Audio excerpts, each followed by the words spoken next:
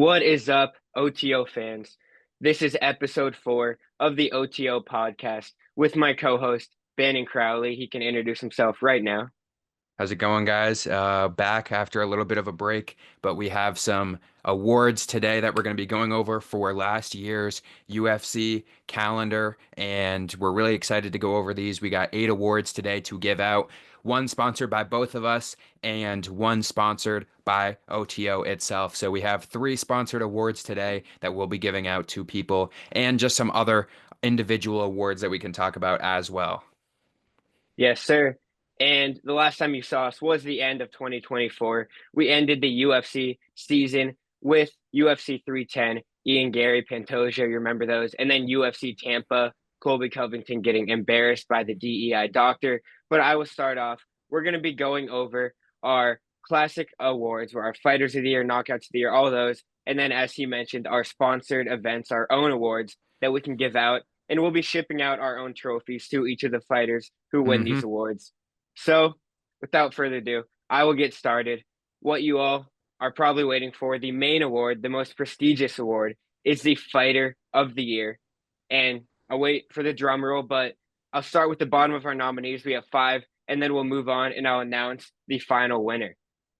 So, starting, our first nominee is Carlos Prates, CP. Let's go. He is one of the fighting nerds who have taken over the UFC this year, and they have all had incredible fights. You've seen them, you've heard them. They all have explosive knockouts and a ton of energy inside and outside the fights. So, our second is another Brazilian, Diego Lopes. The featherweight has taken the UFC by storm. He's already gone from a guy we had as a breakout fighter last year, an unranked featherweight, to now being one fight away potentially to the featherweight belt. So very exciting for him.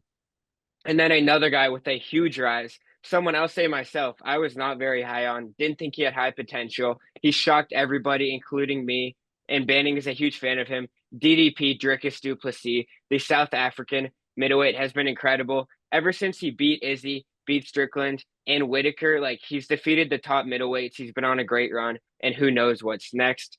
And then our final 2 nominees, you all know who they are. The first, Ilia Topuria, the featherweight, might be a lightweight now.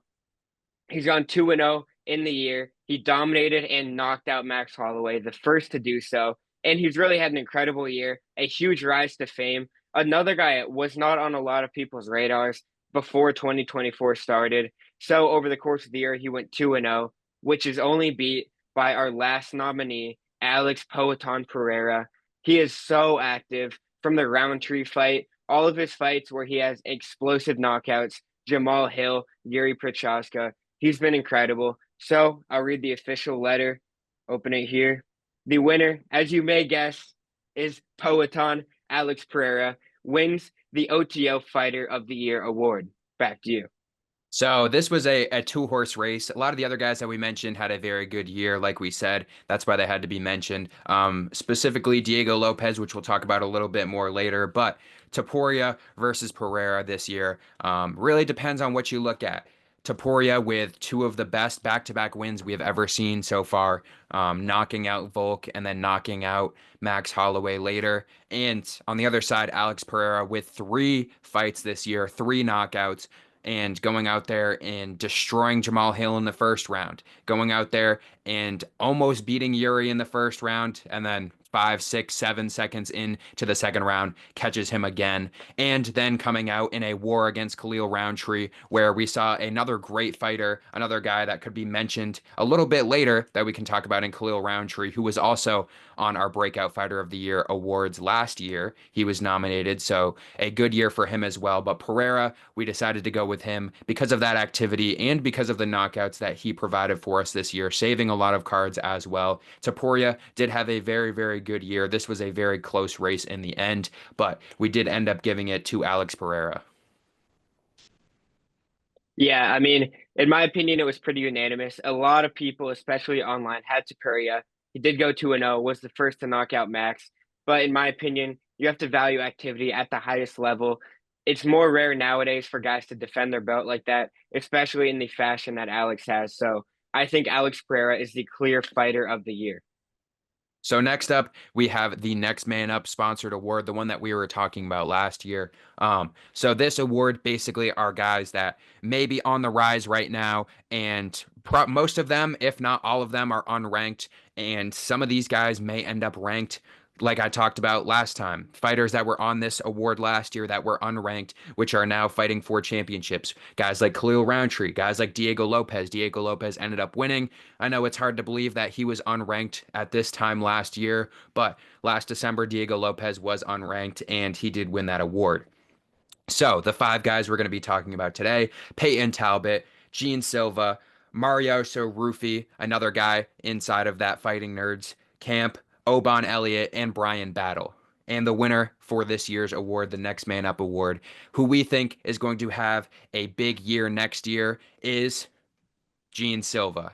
So far this year, he has been great. I mean, a guy that has stepped in on short notice as well and has gone out there and got some big, big knockout wins. Going into the beginning of this year, when people were talking about the Fighting Nerds, he was the one guy that wasn't talked about as much.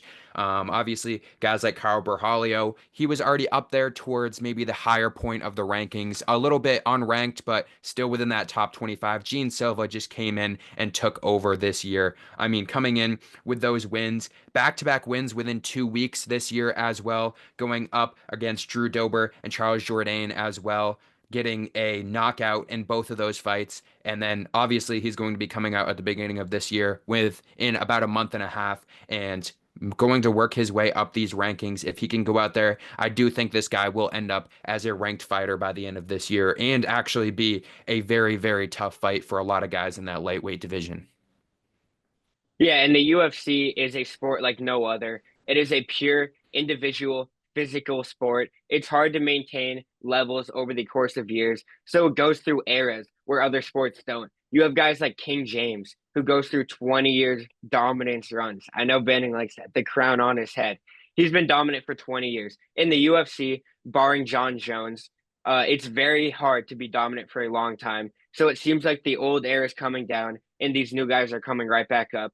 So Gene Silva is the guy. Even the Fighting Nerds, almost any of them could have been nominated, but Silva looks to be the most prominent rise. And even watching him when he was in DWCS against Vallejos, one of my favorite prospects of the year, he dominated someone who dominates everybody else. He absolutely dominated him. So Silva's going to be very good in about a year, and he'll show everyone the levels he's on. And so our next award is the Fight of the Year. And when you say those words, a lot of fights and knockouts go through your head, but we're judging off the entire fight, the entire 3 rounds or the entire 5 rounds, not just one knockout, not just one finish. So we'll start at UFC 306 at the Sphere, UFC Noche, Daniel Zellhuber versus Esteban Ribovic. This was on the main card. I was here in person. It was incredible to watch. Both of them were dominant against each other multiple times throughout the fight, multiple knockdowns on both sides. Both had mean elbows in the clinch, in the pocket. It was dirty boxing.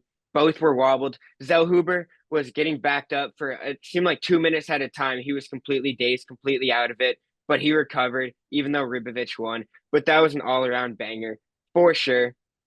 And the next is UFC 307, a fight a lot of people remember, and it definitely deserves to be on this list. Is Alex Pereira on short notice, or for usual people, not for Alex, but after his last fight, coming up against the number 8 contender, Khalil Roundtree. This was a great fight. Roundtree came out and surprised a lot of people. People did have him pulling off a crazy upset, but let's be honest, Alex is one of the top guys in the UFC. Roundtree put on a show, but Alex was just too much and dominated later in the fight. And then the next is UFC 302, Islam Makhachev, most people's number 1 pound for pound guy against Dustin Poirier. And the diamond stays forever. He's been dominant for a very long time, but he put on a great fight, in a fight where almost nobody gave him a chance to win at all. He did incredible until Islam had a crazy submission sequence where he got him late in the fight, but they put on a show in Islam. He started bleeding. He didn't look untouchable like he usually does. And then the final nominee for Fight of the Year, you may remember it from UFC 300, one of the best cards ever, maybe card of the year. Justin Gaethje versus Max Holloway. It was a great fight with an even greater knockout at the end. A very close fight between two of the top guys where Max Holloway dominated at the end. So our OTO winner for fight of the year is UFC's 306, Daniel Zellhuber versus Esteban Ribovic. I think hands down this was the fight of the year. Pereira's knockout was great. Islam's submission was great. Max's knockout was great. This fight was great. The entire fight, both men were wobbled. I mentioned it earlier, but Zellhuber he looked completely out of it for about a minute, getting elbowed in the face multiple times. He'd knocked down Ribovic himself. It was an incredible fight, and I think easily takes the cake as the fight of the year. And on a card where guys like Sean O'Malley and Grasso both had pretty boring fights, so it really made it even more special.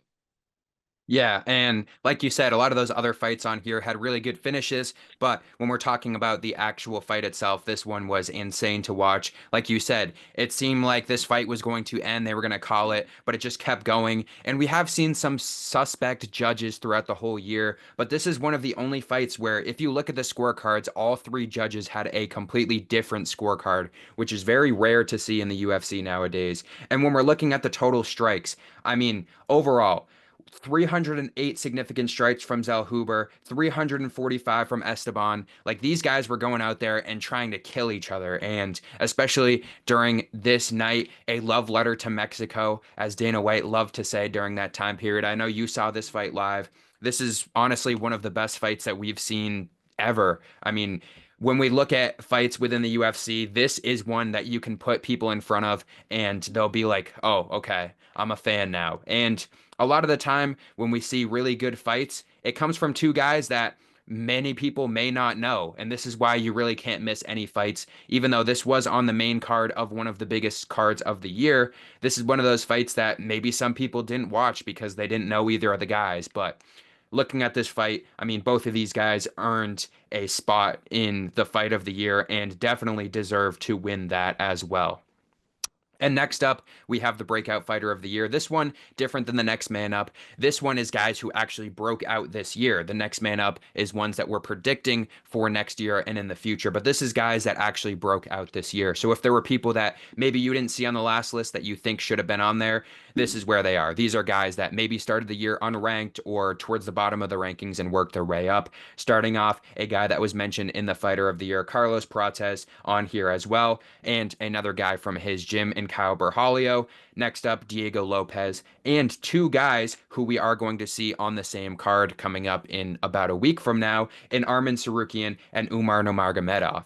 And the winner of this year's award is going to be Diego Lopez, a guy, like I said before, we had him winning the Next Man Up award last year as he was unranked at the time, has come in this year and had a fantastic year.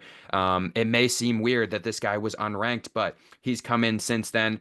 Since that loss to Movzar, he has come back and been on a huge run, going 5-0 since then in the middle of 2023, but specifically this year, coming out and beating Sadiq Youssef, coming out and beating Dan Ige on short notice. I know a lot of people may have forgot that, but I mean, especially that fight itself. He was supposed to be going up against Brian Ortega, and at featherweight, he ends up going up against Dan Ige, a guy who, yes, did come in and should be respected for that as well. But many people forget that Diego Lopez had to go through this fight and fight 20 pounds heavier against a guy he didn't know he was fighting until 2 hours before, and then coming out and defeating Brian Ortega, almost knocking him out a few times. I don't know how Ortega survived that, but Diego Lopez, like you said earlier, one fight away from getting a championship fight and has all the tools in the world to become a champion in this division and in the UFC. And that's why he wins the breakout fighter of the year. Yeah, and if his trajectory stays the same way, he won our our next man up award last year. He won the breakout fighter of the year this year. Next year, who knows? He could win fighter of the year. The But he's been three-peat. incredible. Yeah, the three-pit has never been done in OTO history. It's been impossible to do before. He's the only guy that can do it.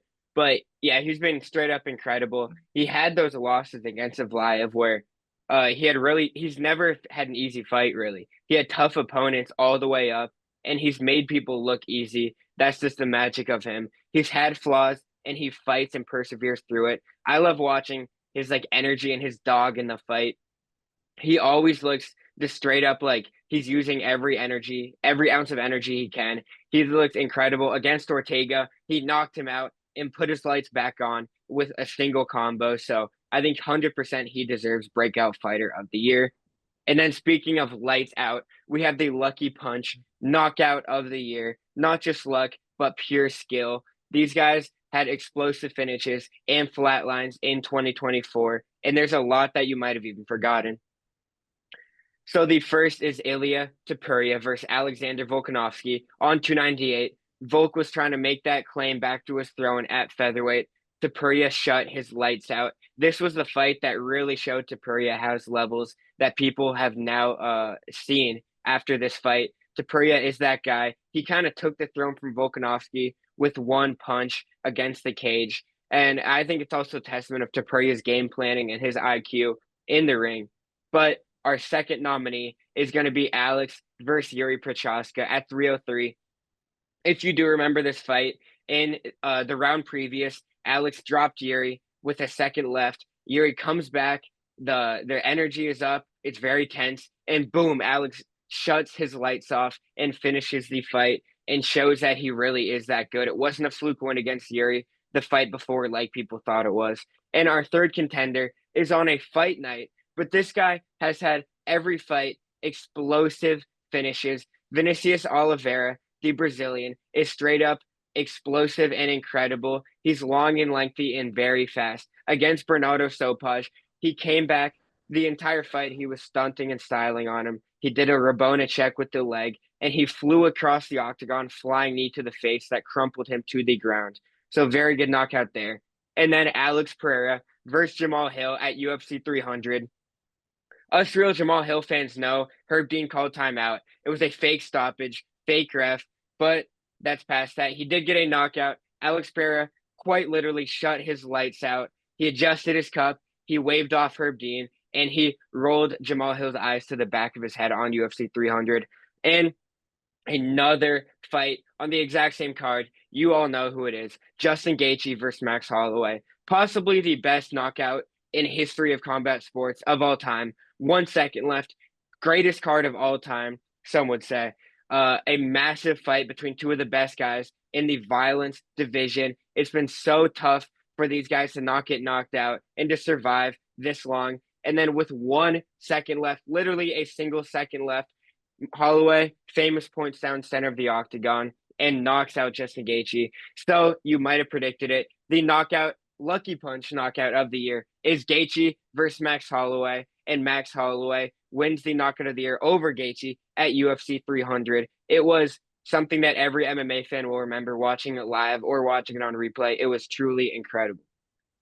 Yeah, and like you said, that knockout was absolutely massive. It's still massive to this day as well. I mean, people still talking about it. But one thing that I do want to say, obviously, we know how great that knockout is. But like you talked about before, with Oliveira, I mean, this guy went in there on a fight night, got that massive knockout as well with the knee. And that's why you don't have to watch every single fight, but there are really good fights that some people do miss throughout the year. And especially a knockout like that on a fight night that probably a lot of people didn't tune into. That's something that a lot of the fans take away at the end of the year. So we did have to include him in here. I think any other year that would be the winner. But like you said, we had one of the most massive knockouts of the year this year with Justin Gaethje getting knocked out by Max Holloway. Even though last year we did give Justin Gaethje the knockout of the year award against Dustin Poirier with that head kick, so he is on the opposite side this year. He will still get his trophy as well since he was a part of that,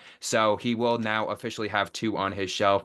And like you said, Alex Pereira, Jamal Hill. I know some people don't believe that's a real fight. We'll see what happens next time they fight if Jamal Hill can go out there and work his way back into the title picture. But don't worry, Jamahal Hill, we do have an award coming for you. Maybe a little bit later, you are nominated for another one, so we'll have to see what happens with that. But overall, we did have some good knockouts of the year. And moving on from the knockout to the submission of the year, we have some good contenders here as well.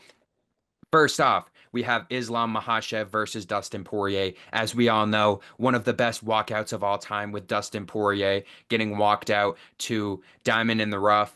I mean, sorry. Almost. Close, close. Another great submission there. Paddy Pimblett versus Bobby Green. That was an King King Green. King Green.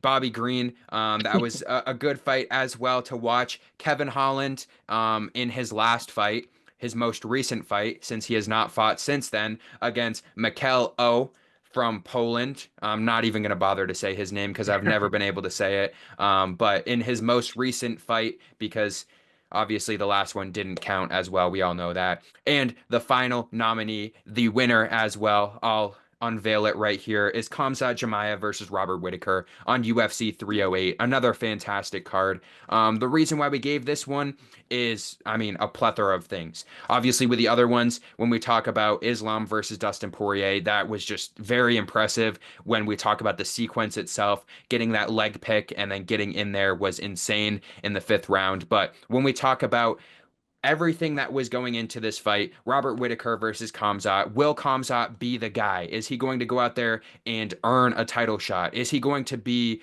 proven that maybe he isn't the guy? Is he really going to contend for the belt going forward? A lot of questions going into this fight. And he goes out and gets one of the most aggressive first round finishes that we have ever seen, absolutely destroying Robert Whittaker in a way that we have never seen happen to almost anyone. I mean, just completely breaking his jaw and making it look easy against what was the number 3 guy in the division in the world at that point. And Khamzat proved to everyone that he really is the guy. Yeah, Kevin Holland got dropped, had a crazy armbar. Paddy Pimblett instantly put Bobby Green to sleep. Banning likes to call him King Green. I call him Ah, Bobby Green. mm, But and then Islam Makhachev had the incredible sequence versus Dustin. But when you look at the actual damage, Holland probably broke Michael Olajekic's arm. mhm. But when you look at real damage in a submission, I mean, people can't even do that with a knockout. And Kamaev shattered Whitaker's jaw like that. It was truly incredible. But speaking, you mentioned it earlier, John Hall Hill, the OTO Twitter Fingers of the Year award. This is our award for the people that do the most talking outside the octagon, OTO, and don't really back it up in there. There's many such cases throughout the UFC, but we had to narrow it down to a top 5. So our first nominee, congrats to Umar Nurmagomedov. Some people like to tweet in third person. Some Mhm. people like to talk about themselves that way. You saw it in the press conference with Marab. He had no idea what was going on. So I'll give the actual nominee to his manager, Ali Abdelaziz, close enough. He's the real nominee here. Umar Nurmagomedov did a lot of talking online. He was Um, not in the hot tub. no, he was not in the hot tub. Islam did invite Marab, but that will go to manager Ali. We can send 2 trophies to each or one. Mhm. And the next one, this also could go 2 ways. It could go to Michael Chandler, but the real guy, Chandler actually did have a fight, so we had to scratch his name off contention. It's going to go to McNuggets, unfortunately. Conor McGregor. Man, it's been a while. I've seen KSI, Tommy Fury, Logan Paul. These are the names he's matched up with. 5 years ago, Floyd Mayweather, Khabib Nurmagomedov, like fall from grace. So that's a big contender for Twitter Fingers of the That was Year. actually seven years ago now. Wow. That's pretty depressing to say the least, but I hope he beats KSI next. And our next nominee is Sean Strickland, a guy that got a ton of fans' attention the last few years. A lot of very casual fans, I would say, where they like, the whole culture thing going on, the culture war, you could put it. Sean Strickland is the voice of reason for some people, not for others, but he does a lot of talking and then also does a lot of just keeping and jabbing over and over and over again. Put any of his fights on 2 times speed, and he walks in a circle again and again and again, jabbing and jabbing and jabbing. For a guy, you can see his sparring footage online everywhere. He likes to hurt people, but not in the octagon in his actual fights. Pretty interesting to me. And then another guy, kind of similar, who had a fight against Strickland, which we could have put up election for the worst fight of the year or the most boring fight of the year. Paulo Costa, just like Strickland, got a ton of fans online. In the new UFC age, you got to get your fans up to get your status up in the UFC. He does a lot of talking. He's pretty funny online, but just does not back it up. His stock is so far down. I remember guys like Rogan used to say this guy's like the next Yoel Romero, a superhuman, a muscular guy. And they just don't back it up. He just walks around, not exciting at all, and it could possibly be on the way out of the rankings or the UFC altogether. But I'll leave it to the Twitter Fingers of the Year winner. You can probably all predict Jamal Hill, the winner of the year. It is not even close. Frankly, every day you can check his Twitter. He is just talking about complete nonsense all the time. I'm a guy who loved Jamal Hill when he came up in the UFC. I have no idea what he's doing. He has so many haters. Everybody hates him. He's losing all of his fans.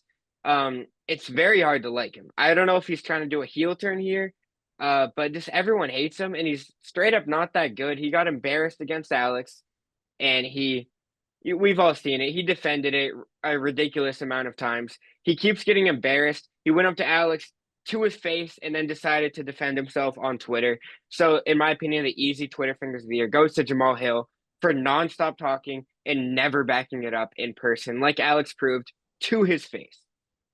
Yeah, a lot of great guys on this list as well. Guys like Sean Strickland, Paulo Costa, cousin Umar, and his whatever Twitter coach, whoever it is that he has run his account, that doesn't run his account. It's actually Umar who does. Because Yeah. some people do, like you said, like to talk about themselves in the third person. Yeah.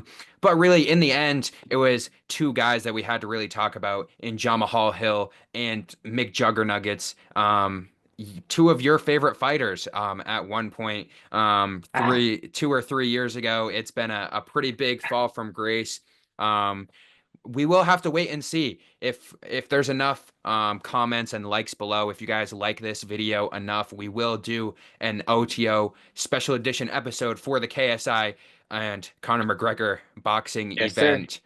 Maybe we'll see some other guys on that card as well. Guys that we've seen before, like Greg Hardy. He would be a great addition to that Ooh. card. I don't know, a few, maybe we even get guys on there, like Swarmzy. He's another Yeah. guy that's in there.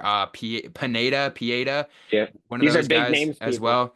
well. Maybe even get the return of maybe we'll see a 2-1 night. Conor McGregor versus Deji and KSI. But I do have to go back to the guy that we did give the award to in Jamal Hill. This guy, I have never liked him.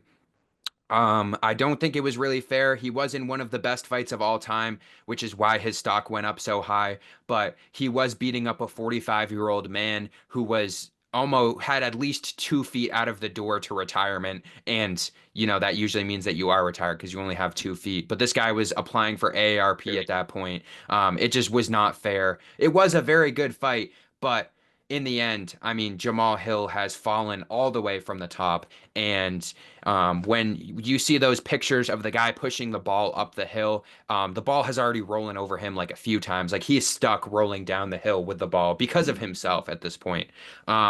After that Alex Pereira fight, you could have gone out there and said, oh, well, that was a great fight, which he did at first. At first, he said, that's all right. And then within 12 hours, he decided to change his mind and has continued on this whatever rampage that he's been on this whole time. Pereira brought him gloves, gave him the gloves, and I don't know what happened after that. I think the stream lagged maybe, so they had to end it. So Jamal Hill couldn't fight him, but he is going up against Yuri. And like I told you guys in the last episode, I would put any single amount that you could even come up with. Like if we're trying to get out of the nation's debt, I would put the US national debt on Yuri Prohaska to knock out Jamal Hill. Like I think Jamal Hill is done. I think we need to leave him. I'll put a little spin onto this award with the Twitter fingers. We're leaving him in 2024. Jamal Hill is the Vex Bullets of the UFC right now. We're leaving him in 2024, and he is not getting revived in 2025. I'm sorry to you that unfortunately two of your heroes are on this award with Jamal Well, to Hill. defend Jamal Oh, Hill, he gets Twitter Fingers of the Year, but his mic was muted when he went up to Pereira. People don't mhm. know this. Yeah, His mic was muted. That's why he had to go back on his phone to communicate on Twitter. yeah, So he I was don't blame mudded. the guy, Yeah. frankly. Yeah, exactly. So, I mean, who knows? After this, A guy like him winning the first annual Twitter Fingers of the Year award. He's got a lot going for him if he does lose his next fight. Maybe we'll see him in a studio session with PBM from the J. That could be a possibility in the future. And the other guy, like I talked about a little bit before, with McGregor ending up in the second place for the Twitter Fingers of the Year award. Maybe he'll win next year. We never know. If he does end up getting a hold of Ilya Abturo, Top Toro, by the end of the year, who knows if he'll come back. But Jamal Hill, like I said, I think we can leave him in 2024. Maybe he'll prove me wrong. But ending the awards here on a good note, the pay-per-view of the year. We have some very good contenders this year. We have alluded to maybe what will win just because of the circumstances of this year. But going through these real quick, UFC 298, UFC 308, UFC 299, UFC 305, and UFC 300. And the winner being what might be the best card of all time in UFC 300 from top to bottom. Just great fights all night. And overall, just when we talk about the UFC in general, this is one where you can really look at, and there were really no sore spots on this card, no matter what. I mean, looking at this whole entire card, one of the best knockouts of all time. In the main event as well, we saw Jamal Hill get knocked out, which is honestly even better than anything we saw throughout this whole year. I'll take that over anything in the end. So if you do want to talk about some of these other cards, because I think we've talked about how great UFC 300 is enough, maybe just, a few highlights on these other cards as well, because we did see a lot of great cards.